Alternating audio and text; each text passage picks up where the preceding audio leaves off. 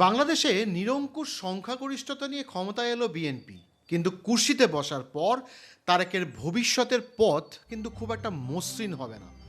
বাংলাদেশের সাম্প্রতিক নির্বাচন ছিল অত্যন্ত নাটকীয়। 2024 সালের গণ অভ্যুত্থানের পর প্রথম জাতীয় ভোটে আওয়ামী লীগকে প্রতিদ্বন্দ্বিতা থেকে বাদ দেওয়া হয়। এর ফলে বিএনপি বিপুল সংখ্যাগরিষ্ঠতা অর্জন করেছে, প্রায় 2/3 আসন তাদের দখলে গেছে। সংখ্যাটা প্রায় 212। তরুণদের নেতৃত্বে গঠিত ন্যাশনাল সিটিজেন্স পার্টি বা এনসিপি তেমন সাফল্য পায়নি, আর জামাতে ইসলাম প্রত্যাশিত জয় থেকে অনেক দূরে থেকেছে।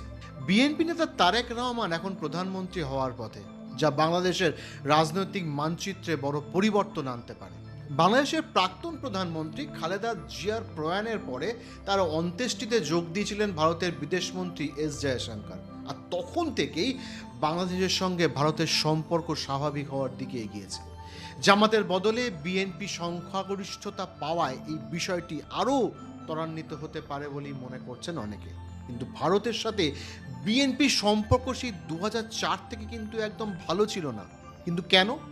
আবার তারেককে বাংলাদেশে ফিরিয়ে আনার জন্য বড় দায়িত্ব পালন করেছে ইন্ডিয়া। কেন আর কিভাবে? সে বিরাট গল্প একটা, আর এর ডিটেল ভিডিও বানানো আছে। কমেন্ট বক্সে তার লিঙ্ক দেওয়া থাকবে। এবং ওই ভিডিওতে আমি এটাও বলেছিলাম যে তারেক রহমানই পরবর্তী প্রধানমন্ত্রী হতে চলেছেন।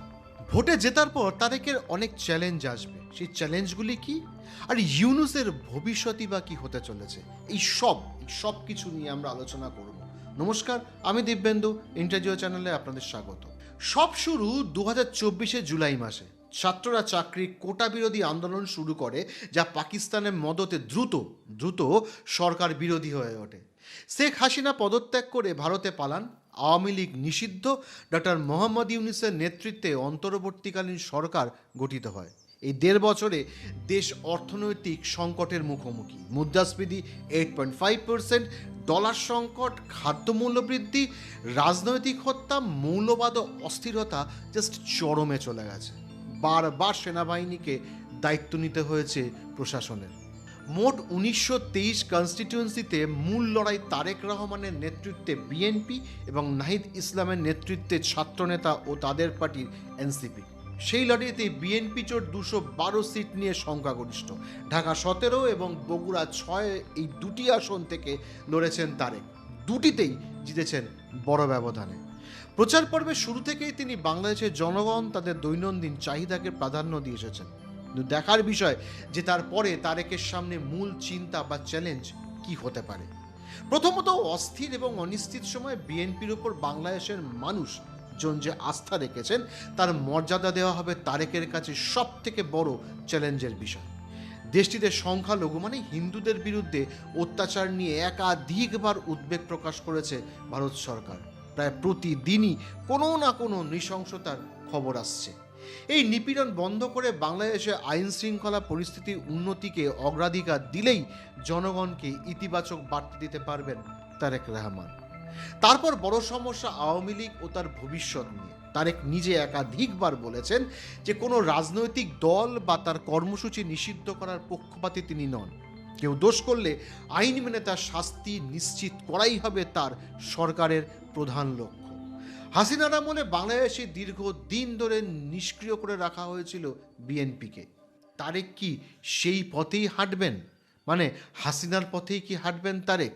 আওয়ামী লীগ প্রসঙ্গে তারেকের অবস্থানের উপর ভারতের সঙ্গে তার সরকারের উপর সম্পর্ক অনেকাংশে নির্ভর করবে। বাংলাদেশ থেকে ক্ষমতাচ্যুত হয়ে হাসিনা ভারতে আশ্রয় নিয়েছেন। জুলাই গণহত্যার মামলায় বাংলাদেশের আদালতে তিনি ইতিমধ্যেই দোষী সাব্যস্ত। মাথার উপর ঝুলছে মৃত্যুদণ্ডের খাঁড়া। একাধিকবার ইউনূসের নেতৃত্বাধীন অন্তর্বর্তী সরকার হাসিনার প্রত্যর্পণে নয়াদিল্লিকে চিঠি দিয়েছে। এখনো ভারত থেকে তার কোনো জবাব দেওয়া হয়নি। এই পরিস্থিতিতে তারেকও হাসিনার প্রত্যর্পণ চাইবেন কিনা বা ভারত ক্ষেত্রে সম্পর্কের ক্ষেত্রে বিশেষ কোনো কৌশল নেবেন কিনা, সেদিকে কেন্দ্রীয় সরকার মানে ভারত সরকারের পূর্ণ নজর থাকবে। ইউনূসের আমলে পাকিস্তানের সঙ্গে বাংলাদেশের ঘনিষ্ঠতা যেভাবে বেড়েছে, তারেক তা আরও এগিয়ে নিয়ে যান কিনা তার উপরও নজর রাখবে ভারত। বাংলাদেশে হাসিনা সরকারের পতনের পর থেকেই নয়াদিল্লির সঙ্গে ঢাকার কূটনৈতিক সম্পর্ক শুরু হয়েছে। সম্প্রতি ক্রিকেট ময়দানেও ছড়িয়েছে সেই চাপানোতর। এই অবস্থায় বিএনপি ক্ষমতায় এলে কি দিল্লি ঢাকা সম্পর্ক আবার আগের মতো হবে? দেখুন, কিছু সমস্যা তো আছে, কিন্তু প্রতিটি সমস্যাই মানুষে মানুষে যোগাযোগকে আরও নিবিড় করে তোলে, আর একটা সুযোগ এনে দেয় কাছাকাছি আনার। সেই সুযোগটা কি বিএনপি আর দিল্লি কাজে লাগবে? আমরা এমন একটি দ্বিপাক্ষিক সম্পর্ক দেখতে চাই যেখানে পরস্পরের উপর বিশ্বাস থাকবে এবং উভয় পক্ষের স্বার্থকে গুরুত্ব দেওয়া হবে। আমরা এমন সম্পর্ক চাই যেখানে দুই দেশই সমান এবং ন্যায্যভাবে উপকৃত হবে। বাংলাদেশের জাতীয় সংসদ নির্বাচনকে প্রহসনের ভোট বললেন প্রাক্তন প্রধানমন্ত্রী শেখ হাসিনা। বৃহস্পতিবারের ভোটে ভোটারদের উপস্থিতি ছিল খুব কম। সমাজ মাধ্যমে হাসিনার দাবি, দেশবাসী প্রহসনের ভোটকে প্রত্যাখ্যান করেছে, সেজন্য তাদের ধন্যবাদও জানিয়েছেন আওয়ামী লীগ প্রধান। ভোটের আগের রাত থেকেই অশান্তি শুরু হয়ে গেল বাংলাদেশে। কোথাও ভোট কেন্দ্রের সামনে বোমা ফাটছে, কোথাও রাজনৈতিক দলের কর্মীর বাড়ি লক্ষ্য করে ছোড়া হচ্ছে গুলি, কোথাও আবার রাজনৈতিক দলের কর্মীকে কুপিয়ে জখম করা হচ্ছে। জামাতের নেতা ও দলীয় কার্যালয় থেকে উদ্ধার করা হচ্ছে রাশি রাশি টাকা। বাংলাদেশের নির্বাচন কমিশনের সচিব জানান, দুপুর 12টা পর্যন্ত দেশের 32,789টি ভোটার কেন্দ্রে মোট ভোট ছিল মাত্র 32.88%। হাসিনা জানান, দেশের মানুষ এই ভোটকে প্রত্যাখ্যান করেছেন। তিনি সোশ্যাল মিডিয়াতে আরও লেখেন, অবৈধ এবং অসাংবিধানিক উপায়ে ক্ষমতা দখলকারী ইউনূসের আজকের তথাকথিত নির্বাচন ছিল সম্পূর্ণ একটি সুপরিকল্পিত প্রহসন।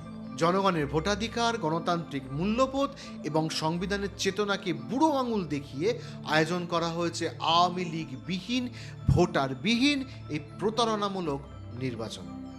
এই বাংলাদেশ নির্বাচনে হাসিনার দল আওয়ামী লীগ অংশগ্রহণ করতে পারেনি। তাদের কার্যক্রম স্থগিত করেছিল বাংলাদেশের অন্তর্বর্তী সরকার। হাসিনা জানান, বাংলাদেশের মানুষ আওয়ামী লীগ ছাড়া এই ভোটকে প্রত্যাখ্যান করেছেন। তিনি লেখেন, আওয়ামী লীগ বিহীন এই ভোট জনগণ বর্জন এবং প্রত্যাখ্যান করেছেন। কিন্তু জাতীয় সংসদ নির্বাচনের ফল দেখে বাংলাদেশের একাংশের মনে প্রশ্ন উঠেছে, বিএনপি প্রধান তারেক রহমানের কাছে দায়িত্ব হস্তান্তরের পরে সত্যি কি ক্ষমতার বৃত্ত থেকে দূরে সরে যাবেন ইউনূস, নাকি রাজনীতির বদলে যাওয়া সমীকরণের সঙ্গে তাল মিলিয়ে নতুন সরকারের জমানায় গুরুত্ব পুনরুদ্ধারে সচেষ্ট হবেন?